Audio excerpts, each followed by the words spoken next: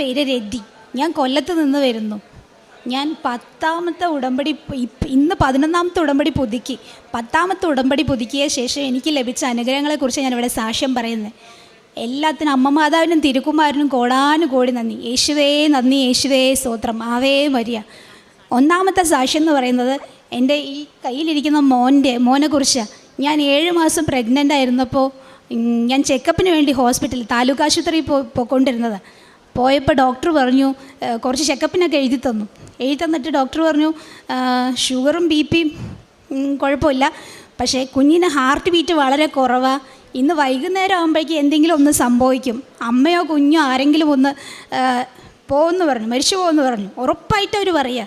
ഞാനാണെങ്കിൽ എപ്പോഴും മാതാവിൻ്റെ കാശിൽ എവിടെ പോകുമ്പോഴും കൊണ്ടുപോകുന്ന ആളാണ്. അപ്പം ഞാൻ തനിച്ച് അന്ന് ഹോസ്പിറ്റലിൽ പോയത്. നടന്നു പോകേണ്ട ദൂരേ ഉള്ളൂ താലൂക്ക് ആശുപത്രിക്ക്. ഞാൻ പോകുന്ന സമയത്ത് കയ്യിലൊരു 10-20 കൃപാസന പത്രം കൊണ്ടാണ് പോയത്. അവിടെ കൗണ്ടറിൽ നിന്നവർക്കെല്ലാം കൊടുത്തുകൊണ്ട് ഞാൻ ഡോക്ടറെ കാണാൻ കയറിയേ. അപ്പോൾ ഡോക്ടർ ഇങ്ങനെ പറഞ്ഞു, ഇന്ന് തന്നെ അഡ്മിറ്റ് ആവണം, ലേബർ റൂമിൽ ഇപ്പം തന്നെ കയറി നോക്കിയ ശേഷം ഡീറ്റെയിൽ ആയിട്ട് ചെക്ക് ചെയ്ത ശേഷം ബാക്കിയുള്ളത് പറയാൻ പറ്റുള്ളൂ. ഞാൻ പറഞ്ഞതും ഡോക്ടർ പറഞ്ഞതും ഞാൻ ഉടനെ കാശ് എടുത്ത് മുറുക്കെ പിടിച്ചിട്ട് പറഞ്ഞു, എനിക്കൊരു കുഴപ്പമില്ല ഡോക്ടറെ, കഴിഞ്ഞ ആഴ്ച എനിക്ക് ചെക്കപ്പ് കഴിഞ്ഞത്, പിന്നെ എന്തിനാ വീണ്ടും എനിക്ക് ചെക്കപ്പ് എഴുതി തന്നിരിക്കുന്നത്, എനിക്കൊരു കുഴപ്പമില്ലെന്ന് പറഞ്ഞപ്പോൾ അല്ല, കുഞ്ഞിന് ഹാർട്ട് ബീറ്റ് വളരെ കുറവാണ്, വളരെ ക്രിറ്റിക്കലാണ്, ഇപ്പം തന്നെ അഡ്മിറ്റ് ആവണം പറഞ്ഞു. ഞാൻ പറഞ്ഞു എനിക്ക് ഒരു കുഴപ്പമില്ല, എൻ്റെ അമ്മ മാതാവ് എൻ്റെ ഈശോയും എൻ്റെ കൂടെ ഉണ്ട്, അതുകൊണ്ട് എനിക്ക് ഒന്നിനും പേടിയില്ല. അപ്പം നിനക്ക് എന്തെങ്കിലും സംഭവിച്ചാലോ എന്ന് ഞാൻ പറഞ്ഞു എനിക്കൊന്നും സംഭവിക്കില്ല, മരിക്കാനൊന്നും എനിക്ക് പേടിയില്ല ഞാൻ പറഞ്ഞു. കാരണം ഈശോ കൂടെ ഉണ്ട്, ഇപ്പം നമ്മൾ എന്തിനാ പേടിക്കേണ്ട കാര്യം. ഞാൻ അങ്ങനെ പറഞ്ഞപ്പോൾ ഡോക്ടർ, എന്താ നീ ഒരു കാര്യം ചെയ്യ്, ദൈവത്തിനോട് പറ നിൻ്റെ കാര്യങ്ങളെല്ലാം, ഇപ്പോൾ പ്രസവത്തിൻ്റെ ഡേറ്റ് ആവാറില്ലേ, എന്നാൽ ദൈവത്തിനോട് പറ, ദൈവം ചെയ്തുതരും.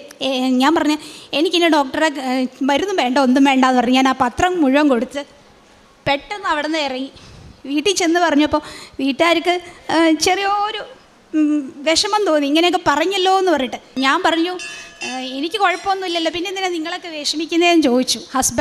ഇത് ഹസ്ബൻഡിൻ്റെ അമ്മയാണ്, ഇതെൻ്റെ മോളാണ്, അങ്ങനെ പറഞ്ഞു.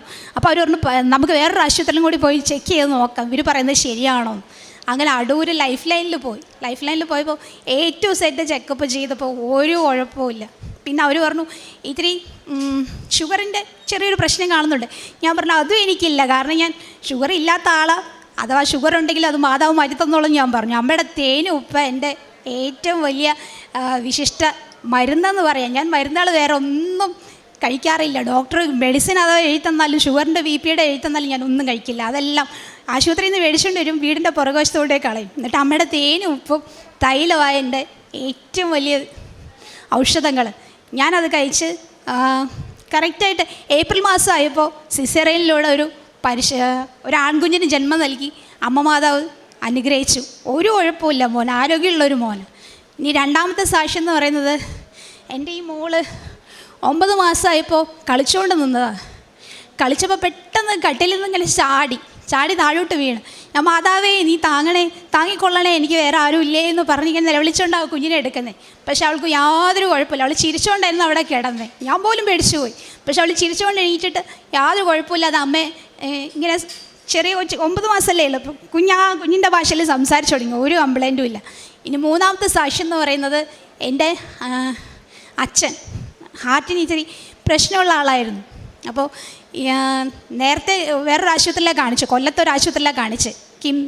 ആ ഡോക്ടർ പറഞ്ഞു ആൾക്ക് ആൻജിയോപ്ലാസ്റ്റി അത്യാവശ്യമായിട്ട് ചെയ്യണം, ഇല്ലാതെ ഒരു വലതുവശത്തുള്ള ബ്ലഡ് സർക്കുലേഷൻ വളരെ കുറവാണ്, ഹാർട്ടിലേക്കുള്ള പമ്പിങ് വളരെ കുറവാണ്, അതുകൊണ്ട് എത്രയും പെട്ടെന്ന് നിങ്ങൾ ആൻജിയോപ്ലാസ്റ്റി ചെയ്തേ മതിയാവൂ, ചെയ്യാതിരുന്ന ആൾക്ക് ജീവൻ ചിലപ്പോൾ കിട്ടില്ല എന്ന് പറഞ്ഞു. ഞാൻ പറഞ്ഞു മാതാവിൻ്റെ ഉപ്പ് തേനും അച്ഛനോട് കഴിക്കാൻ പറഞ്ഞു. കഴിച്ചിട്ട് ഒരാഴ്ച കഴിച്ചു. ഒരാഴ്ച കഴിഞ്ഞ് വിശ്വാസ പ്രമാണം ചൊല്ലിയ എപ്പോഴും പ്രാർത്ഥിക്കും, രാവിലെയും വൈകുന്നേരം അച്ഛനും ഇതുപോലെ നിന്ന് പ്രാർത്ഥിച്ചിട്ട് ഇവിടെ വന്ന് ഞാൻ ജോസഫ് അച്ഛനെ ഒരു ദിവസം കാണിക്കാൻ വേണ്ടി അച്ഛനെ കൊണ്ടുവന്നു. അപ്പോൾ അച്ഛൻ തലേക്കൈ വെച്ചിട്ട് ഇങ്ങനെ, എനിക്ക് അന്നൊന്നും സംസാരിക്കാൻ പറ്റിയില്ല ജോസഫ് അച്ഛനോട്, അച്ഛന് വയ്യാത്ത ആളാണെന്നൊന്നും പറയാൻ പറ്റിയില്ല. അച്ഛൻ ഇങ്ങനെ കൈ വെച്ച് ബ്ലെസ്സിങ് തന്നു. ഞാനപ്പോൾ ഇങ്ങനെ പ്രഗ്നൻ്റ് ആയിട്ട് ഇരിക്കുന്ന സമയമാണ്, 7 മാസമായിട്ട് ഇങ്ങനെ ആ വയറും വെച്ച് ഇവിടെ അച്ഛനെ കൊണ്ടുവന്നേ. അവിടെ ഭയങ്കര തിരക്ക്. അച്ഛനെ അങ്ങ് ബ്ലെസ് ചെയ്തിട്ട് ഞാൻ മാതാവിൻ്റെ മുന്നിൽ ആ ഹോസ്പിറ്റലിൽ റെക്കോർഡൊക്കെ എടുത്തുകൊണ്ടാണ് വന്നത്. അതിങ്ങനെ മാതാവിൻ്റെ അടുത്ത് ഇങ്ങനെ പൊക്കി കാണിച്ചിട്ട് പറഞ്ഞു, അമ്മേ നാളെ കോട്ടയം മെഡിക്കൽ കോളേജിലേക്ക് പോവുക, ചെക്കപ്പിന് പോവുക, ആൻജിയോപ്ലാസ്റ്റിയുടെ ആവശ്യമൊന്നും ഉണ്ടാവില്ലേ, ഡോക്ടർ മെഡിസിനിലൂടെ ഗുളിക രൂപത്തിലാക്കി തന്നാൽ മാത്രം മതി, ഞങ്ങൾക്ക് വേറെ ആരും ഇല്ലേ, ആരും ആശ്രയില്ല, ഈശോയും മാതാവും മാത്രമേ ഉള്ളൂ ഞാൻ പറഞ്ഞിട്ട് ഇവിടെ നിന്ന് പ്രാർത്ഥിച്ചുകൊണ്ട് പോയി. ഒത്തിരി നേരം ഇവിടെ ഇന്ന് പ്രാർത്ഥിച്ചു ഞാൻ അച്ഛനും. അങ്ങനെ കരഞ്ഞു പ്രാർത്ഥിച്ചിട്ട് ഇവിടെ പോയി. പിറ്റേ ദിവസം കോട്ടയത്ത് പോയപ്പോൾ ഡോക്ടർ കുറേ ചെക്കപ്പെല്ലാം ചെയ്തിട്ട് പറഞ്ഞു, നിങ്ങൾക്ക് ഇതിൻ്റെ ഒരു ആവശ്യം കാണാനില്ലല്ലോ, ആൻജിയോപ്ലാസ്റ്റിയുടെ ഒരു ആവശ്യമില്ല, അതുകൊണ്ട് ഈ 3 മാസത്തെ മരുന്ന് ഞാൻ ഗുളിക എഴുതി തരാം, കണ്ടിന്യൂസ് ആയിട്ട് അത് കഴിച്ചാൽ മതി, വേറെ ഒരു കംപ്ലൈൻറ്റും കാണാനില്ല, ഹാർട്ടിൽ പമ്പിങ് എല്ലാം ഉണ്ടല്ലോ എന്ന് പറഞ്ഞു. ഇത്രയും വലിയ മിറാക്കിൾ എങ്ങനെ സംഭവിച്ചെന്ന് എനിക്ക് ഇപ്പോഴും അറിയില്ല. കാരണം യാതൊരു പമ്പിങ്ങും ഇല്ലയെന്നാണ് 2 ആശുപത്രിയിലും കാണിച്ചപ്പോൾ ഡോക്ടർമാർ പറഞ്ഞ് യാതൊരു പമ്പിങ്ങും ഇല്ല. ഇച്ചിരി പ്രായമുള്ളതാണ്. അപ്പോൾ ഡോക്ടർ പറഞ്ഞു ഇനിയിപ്പോൾ രക്ഷയില്ല, ആൻജിയോപ്ലാസ്റ്റി ചെയ്താലും ഉറപ്പൊന്നുമില്ല, എന്നാലും നമുക്കൊരു 70% നോക്കാം എന്ന് മാത്രമേ പറയുന്നുള്ളൂ. പക്ഷെ ഇവിടെ വന്ന് അമ്മ മാതാവിൻ്റെ മുന്നിലേക്ക് അരഞ്ഞപേക്ഷിച്ചിട്ടാണ് ഞങ്ങൾ പോയി. പിറ്റേ ദിവസം കോട്ടയത്ത് പോയപ്പോൾ ഡോക്ടർ പറഞ്ഞു ഇതെന്ത് സംഭവിച്ചു എന്നറിയില്ലല്ലോ, ഒരുപാട് നാളായിട്ട് മരുന്ന് കഴിച്ചുകൊണ്ടിരിക്കുന്ന ആൾ പെട്ടെന്ന് ഇങ്ങനെ നോക്കിയപ്പോൾ ഹാർട്ടെല്ലാം പഴയ പോലെ അങ്ങ് പ്രവർത്തനം തുടങ്ങി, ഒരു പ്രശ്നമില്ല, ഇപ്പം ഗുളിക കഴിച്ചുകൊണ്ടിരിക്കുക, അതിനും രോഗസൗഖ്യം ലഭിച്ചു. പിന്നെ അടുത്ത സാക്ഷ്യം എന്ന് പറയുന്നത് എൻ്റെ അമ്മ മിനിഞ്ഞാന്ന് കുളിമുറിയിൽ വീണു. കുളിമുറിയിൽ ഇങ്ങനെ കുളിച്ചുകൊണ്ട് നിൽക്കുമ്പോൾ പെട്ടെന്ന് കാല് സ്ലിപ്പായി പോയത്. അമ്മയ്ക്ക് ഇത്തിരി ഷുഗറൊക്കെ ഉണ്ട്. പക്ഷെ ഞാൻ എപ്പോഴും പറയും ഷുഗർ ഉണ്ടെങ്കിലും ബി പി ഉണ്ടെങ്കിലും എത്ര വലിയ രോഗം ഉണ്ടെങ്കിലും ഈശോ തന്ന രോഗമല്ലേ, നമ്മളത് സഹിച്ചിട്ട് ഈശോ തന്നെ അത് മാറ്റി തന്നോളും, കുഴപ്പമൊന്നുമില്ല. ഏറ്റവും നമ്മളെ ഒരുപാട് പരീക്ഷിക്കും, പരീക്ഷ കഴിഞ്ഞിട്ട് ഏറ്റവും ലാസ്റ്റ് ഈശോ നമ്മളെ കൈപിടിച്ച് ഉയർത്തും, അതെനിക്ക് ഉറപ്പാണ്. ഒരുപാട് പരീക്ഷണങ്ങളുണ്ട്.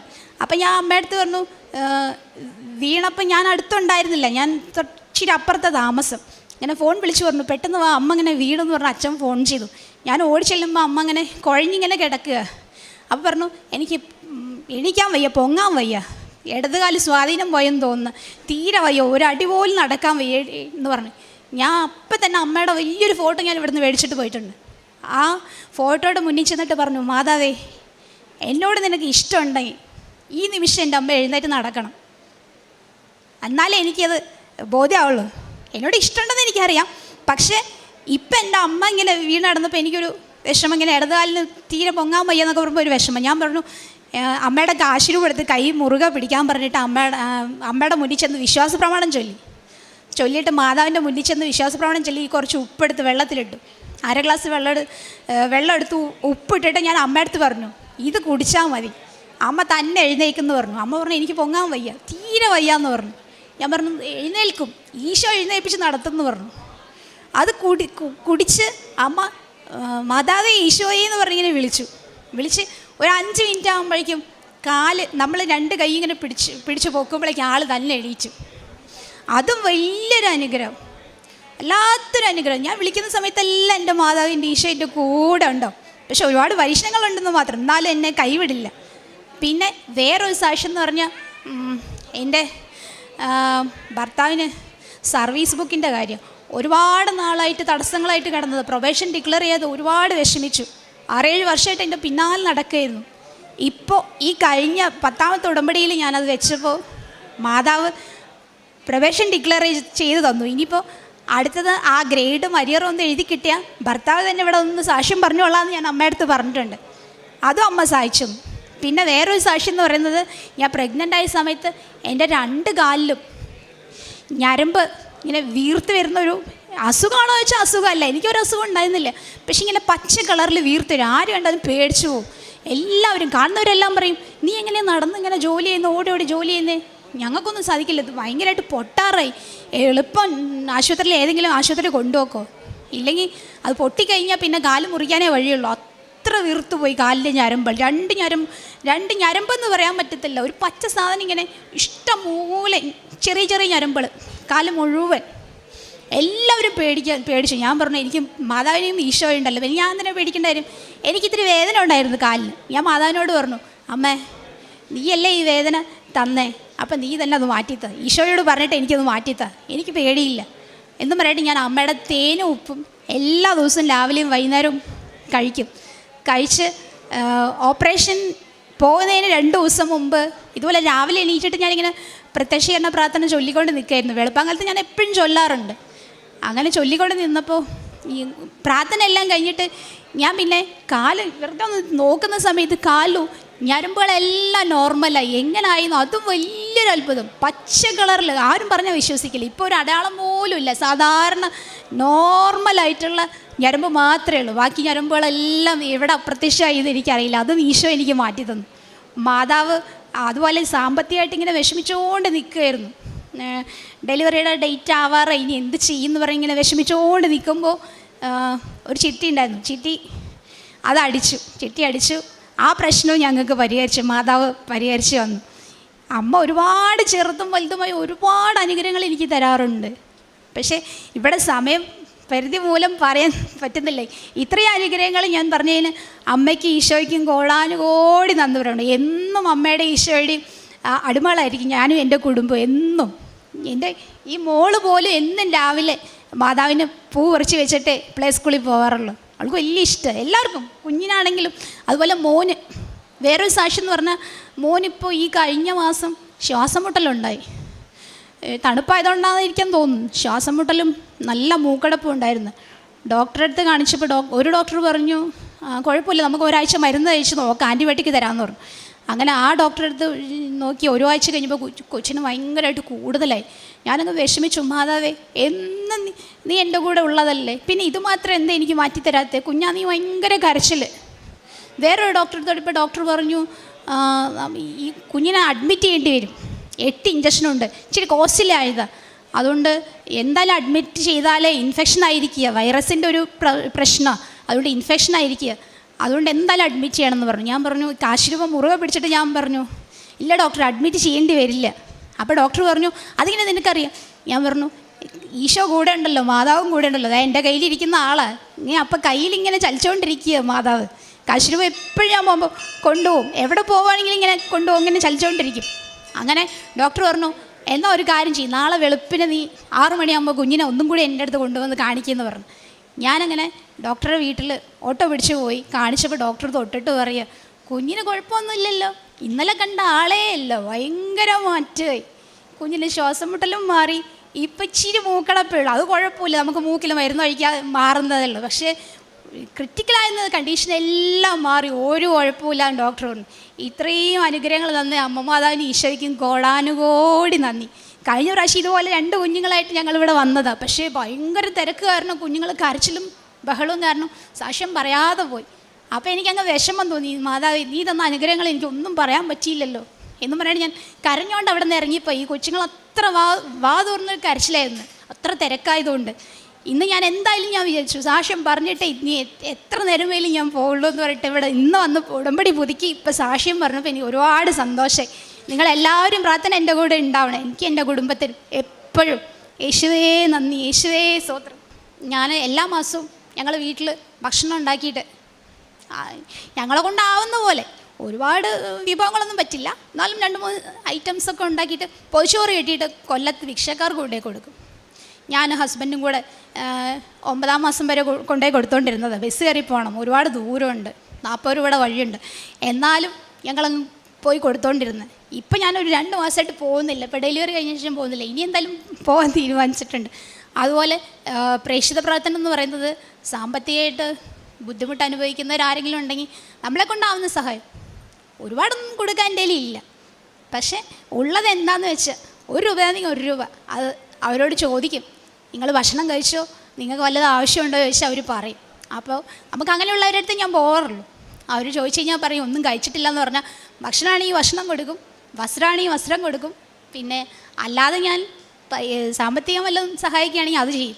പിന്നെ താലൂക്ക് ആശുപത്രിയിലും പിന്നെ ബസ് സ്റ്റോപ്പിലും ഓട്ടോക്കാർക്കും കോളേജ് കുട്ടികൾക്കൊക്കെയാണ് ഞാൻ മറ്റേ പത്രം കൊടുക്കുന്നത്. അമ്മയുടെ പത്രം പ്രധാനമായിട്ടും ബസ് സ്റ്റോപ്പിലാണ് ഞാൻ കൊണ്ടുപോയി കൊടുക്കുന്നത്. കുറേ കുട്ടികൾ മേടിക്കും, കുറച്ച് പേരൊന്നും മേടിക്കില്ല.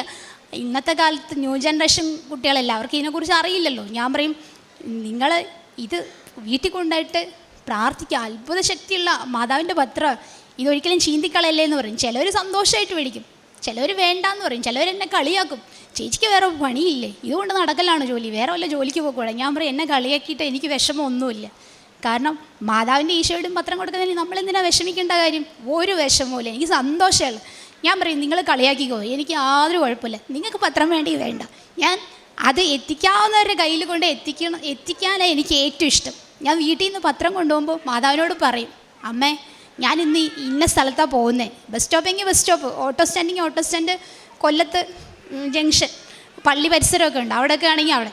മാതാവിനോട് ഞാൻ പറയും, പത്രം ആരും വേണ്ടാന്ന് പറയല്ലേ, അമ്മയുടെ പത്രം കിട്ടാൻ വേണ്ടി കൊതിക്കുന്ന ഒത്തിരി പേരുണ്ട്. ഒത്തിരി പേരെന്ന് പറഞ്ഞാൽ ഒത്തിരി പേര്, എനിക്കറിയുന്ന ഒത്തിരി പേരുണ്ട്. അവരിങ്ങനെ കാത്തിരിക്കുക, മോളെ കൃപാസന പത്രം കിട്ടിയോ, ഈ മാസത്തെ വന്നോ, ഇങ്ങനെ ചോദിച്ചുകൊണ്ടിരിക്കുക, മനോരമയും മംഗളമൊക്കെ ചോദിക്കുന്ന പോലെ. എനിക്ക് വലിയ സന്തോഷം. ഞാൻ അവർക്ക് എല്ലാം കൊണ്ടേ കൊടുക്കും, എപ്പോഴും സ്ഥിരമായിട്ട് കൊടുക്കുന്നവരുണ്ട്. അപ്പോൾ ചിലർ പറയും, ആ ചേച്ചി ഞങ്ങൾക്ക് വേണ്ട, പത്രം വീട്ടിലുണ്ട്. ചുമ്മാ കള്ളത്തരം പറയുന്നത്, അതെനിക്കറിയാം കള്ളത്തരമാണ്. പക്ഷെ ഞാൻ പറയും, ആ വേണ്ടയും വേണ്ട. പാവങ്ങളായിട്ടുള്ള ഒരുപാട് പേര്, ദുരിതം അനുഭവിക്കുന്ന ഒരുപാട് പേർക്ക് ഈ പത്രം അവരുടെ കയ്യിലെത്തിക്കാനാണ് എനിക്ക് ഏറ്റവും ഇഷ്ടം. ഞാനിങ്ങനെ ഇപ്പം കുറച്ച് നാളായിട്ട് ഈ കുഞ്ഞുണ്ടായ ശേഷം എനിക്ക് കൊല്ലം വരെ പോകാൻ പറ്റില്ല. അപ്പം ഞാൻ താലൂക്ക് ആശുപത്രി അടുത്ത്, അവിടെ കൊണ്ടുപോയി കൊടുക്കും പത്രം.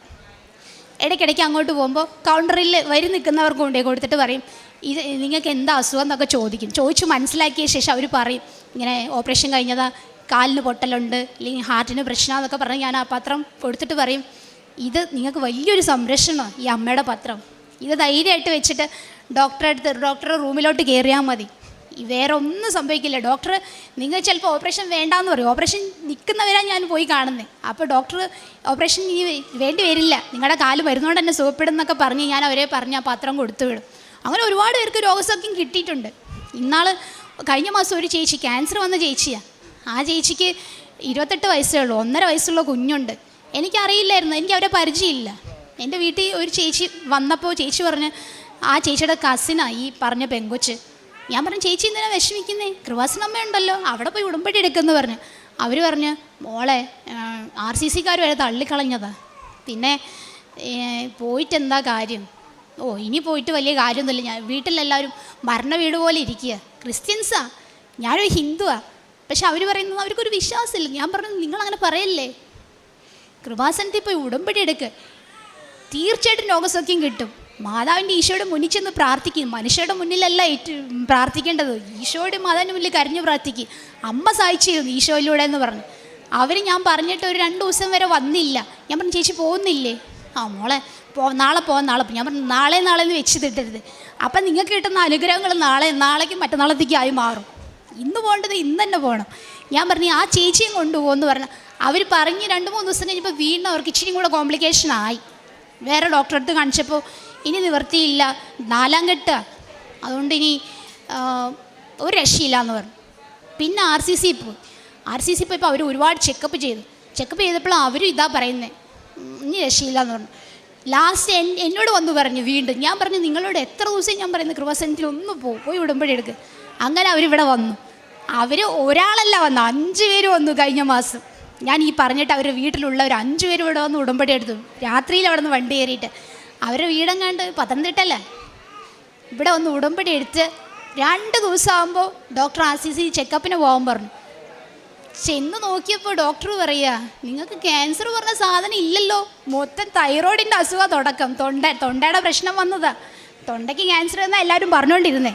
പക്ഷേ ഇവിടെ വന്ന് ഉടമ്പടി എടുത്തപ്പം മാതാവ് ഈശോയെ അത്ഭുത രോഗസൗഖ്യം കൊടുത്തിട്ട് തൊണ്ടയിൽ ഇപ്പം തൈറോയിഡ് മാത്രമാക്കി, ക്യാൻസർ അല്ല. ഇപ്പോൾ മരുന്ന് കൊടുത്തിട്ടുണ്ട്. ആ ചേച്ചി ഇവിടെ സാക്ഷ്യം പറയാൻ വരുന്നു പറഞ്ഞു. ഞാൻ പറഞ്ഞു, തീർച്ചയായിട്ടും ഇവിടെ അമ്മയുടെ മുന്നിൽ വന്ന് സാക്ഷ്യം പറയണം, പറഞ്ഞാലേ നമുക്ക് ഈശോയും മാതാവും ഒരുപാട് അനുഗ്രഹങ്ങൾ തരുള്ളൂ. അത് പറയാതിരിക്കല്ലേ, ഈ ലോകത്തോട് മുഴുവൻ വിളിച്ച് പറയണമെന്ന് ഞാൻ പറഞ്ഞിട്ടുണ്ട്. അവർ വരാമെന്ന് പറഞ്ഞിട്ടുണ്ട്. ഒരുപാട് പേർക്ക് ഞാൻ അങ്ങനെ പറഞ്ഞ് അവർക്ക് രോഗസൗഖ്യം കിട്ടിയിട്ടുണ്ട്. ഇതുപോലെ ഒരുപാട് അനുഗ്രഹങ്ങൾ അമ്മ മാതാവ് ഈശോയും ഇനി ഞങ്ങൾക്ക് തരണേന്ന് പ്രാർത്ഥിക്കുക. എന്നും അമ്മയുടെ ഈശോയുടെയും അനുഗ്രഹം കൂടെ ഉണ്ടാവണം, നിങ്ങളുടെ പ്രാർത്ഥന ഉണ്ടാവണം. യേശുവേ നന്ദി. മത്തായിയുടെ വിശുദ്ധ സുവിശേഷം 15:28 ഈശോ പറയുന്നുണ്ട്, സ്ത്രീയെ, നിൻ്റെ വിശ്വാസം വലുതാണ്, നീ ആഗ്രഹിക്കുന്നത് പോലെ നിനക്ക് ഭവിക്കട്ടെ. കാനാൻകാരി സ്ത്രീ കരഞ്ഞ് ഈശോയുടെ പുറകെ നടക്കുകയാണ്. അതിക്രൂരമായി ഒരു പിശാച് എൻ്റെ മകളെ ബാധിച്ചിട്ടുണ്ട്, എൻ്റെ മകളെ സുഖപ്പെടുത്തണം എന്ന് പറഞ്ഞിട്ടാണ് കാനാൻകാരി സ്ത്രീ ഈശോയോട് അതും പറഞ്ഞാണ് കരഞ്ഞ് പ്രാർത്ഥിക്കുന്നത്.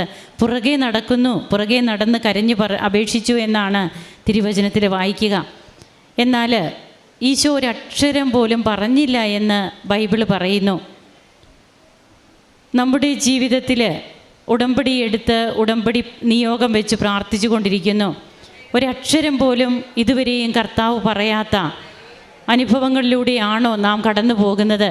ഈ മകൾ പറഞ്ഞു, പരീക്ഷണങ്ങളില്ലെന്നല്ല, പരീക്ഷണം ഇഷ്ടം പോലെയുണ്ട്, കളിയാക്കലുകളുണ്ട്, പരിഹാസവും അതുപോലെ അതൊക്കെ തനിക്ക് അനുഭവപ്പെട്ട സാഹചര്യങ്ങളുണ്ട്. കുടുംബത്തിൽ മറ്റുള്ളവർ തന്നോട് പറയുന്ന ഓരോ അവസരങ്ങളുണ്ട്.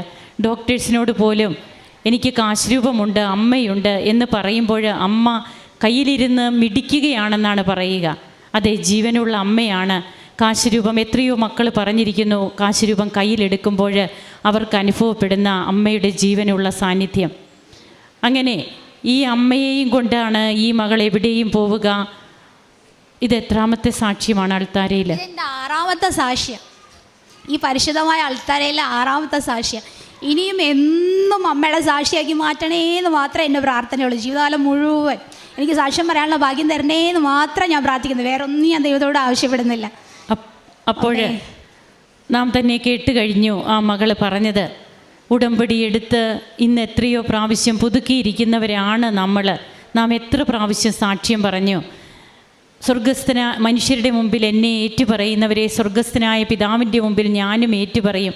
ഈശോയുടെ വാക്കുകൾക്ക് മാറ്റമില്ല പ്രിയപ്പെട്ടവരെ.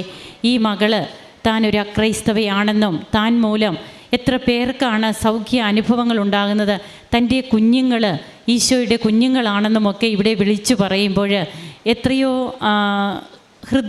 ഹൃദയം നിറയെ സ്നേഹവുമായിട്ടാണ് അത് നമുക്ക് വാക്കുകളിലൂടെ നമുക്ക് മനസ്സിലാകും താൻ അത് പറയുന്നത്. അങ്ങനെ തൻ്റെ 6ാമത്തെ സാക്ഷ്യം ഈ അൾത്താരയിൽ പങ്കുവയ്ക്കുകയാണ്. ഇന്നും ജീവിക്കുന്ന ദൈവം മാത്രമാണ് തനിക്ക് കൂട്ടിനുള്ളതെന്ന് പറഞ്ഞുകൊണ്ട് ഓരോ നിമിഷവും ജീവിക്കുന്നു. തൻ്റെ കാരുണ്യ പ്രവർത്തികളെ, പ്രേക്ഷിത പ്രവർത്തനം, പ്രഗ്നൻ്റ് ആയിട്ട് 9ാം മാസവും ഹോസ്പിറ്റലുകൾ വഴി പത്രവും കൃപാസന പത്രവും കൊണ്ട് പോകുന്ന മകള്, തൻ്റെ ഒരു ചെറിയ കുഞ്ഞുമായിട്ട് താലൂക്ക് ഹോസ്പിറ്റലിൽ പോകുന്ന മകള്. ഈ മക്കൾക്കൊക്കെ പിന്നീട് എങ്ങനെയാണ് ഈശോയ്ക്ക് ചെയ്തു കൊടുക്കാതിരിക്കാൻ പറ്റുക? ഈശോയുടെ പുറകെ കാനാൻകാരി കരഞ്ഞുകൊണ്ട് വരുമ്പോൾ ഈശോ ഒന്നും മിണ്ടുന്നില്ല. മിണ്ടാതെ വരുമ്പോൾ അവൾ പുറംതിരിഞ്ഞ് പോവുകയല്ല ചെയ്തത്. ഉടമ്പടി എടുത്ത നാം ആരെങ്കിലും എൻ്റെ നിയോഗങ്ങളൊന്നും ആയില്ല എന്ന് പറഞ്ഞ് ഇന്ന് നമ്മുടെ ഉടമ്പടി പേപ്പറും മടക്കി നാം ഇരിക്കുകയാണെങ്കിൽ നാം ചിന്തിക്കേണ്ടത് ഇതൊന്നു മാത്രമാണ്. ഈശോയെ കൂട്ടിന് വീണ്ടും വീണ്ടും വിളിക്കുക, പുറകെ നടക്കുക. അപ്പോൾ ഈശോ പറയും വീണ്ടും, മക്കളുടെ അപ്പം നായ്ക്കൾക്ക് കൊടുക്കാനുള്ളതല്ല എന്നാണ് കാനാൻകാരിയോട് ഈശോ പറയുക. പക്ഷേ ആ മകൾ വിട്ടില്ല. അവൾ പറയുന്നു, കർത്താവെ, നായ്ക്കളും യജമാനൻ്റെ മേശയിൽ നിന്ന് വീഴുന്ന അപ്പക്കഷ്ണങ്ങൾ ഭക്ഷിക്കുന്നുണ്ടല്ലോ. അതാണ് വിശ്വാസം. ഇത് ഇന്ന് നമുക്ക് ഉടമ്പടിയെടുത്ത ഓരോ മക്കളുടെയും ജീവിതത്തിൽ ഇതാണ് സംഭവിച്ചു കൊണ്ടിരിക്കുക. വിടാതെ ഈശോയെ പിടികൂടുന്ന, പിടിച്ച് മാത്രം നിൽക്കുന്ന, ഈശോയെ മാത്രം മുറുകെ പിടിച്ച് നിൽക്കുന്ന ഒരവസ്ഥയിലേക്ക്. അതിന് പരമ്പരാഗത ക്രിസ്ത്യാനികളാകണമെന്നില്ല. ഈശോയെ സ്നേഹിച്ചാൽ മാത്രം മതി, ഒരു നിമിഷം മതി. ഈശോയ്ക്ക് ആ സ്നേഹം മതി, ആത്മാർത്ഥമായ സ്നേഹം. ഈശോ അവിടെ തന്നെ വെളിപ്പെടുത്തും. നമ്മുടെ ജീവിതത്തിലെ കൃപകളുണ്ടാകും. ഈ മകൾക്കും കുടുംബത്തിനും ദൈവം ചൊരിഞ്ഞ എല്ലാ നന്മകൾക്കും കരങ്ങളടിച്ച് നമുക്ക് ദൈവപിതാവിനെ മഹത്വപ്പെടുത്താം. ഈശോയ്ക്കും അമ്മയ്ക്കും നന്ദി പറയാം. അത്യപൂർവ ദൈവാനുഭവങ്ങൾ ഇനി നിങ്ങൾക്കും സ്വന്തം. ഈ യൂട്യൂബ് ചാനൽ ഇതുവരെ സബ്സ്ക്രൈബ് ചെയ്തിട്ടില്ലെങ്കിൽ ഇപ്പോൾ തന്നെ സബ്സ്ക്രൈബ് ചെയ്യുക. ഈ വീഡിയോ ഇപ്പോൾ തന്നെ നിങ്ങളുടെ സുഹൃത്തുക്കൾക്ക് ഷെയർ ചെയ്തുകൊണ്ട് കർത്താവിൻ്റെ പ്രേക്ഷിതരാകുക.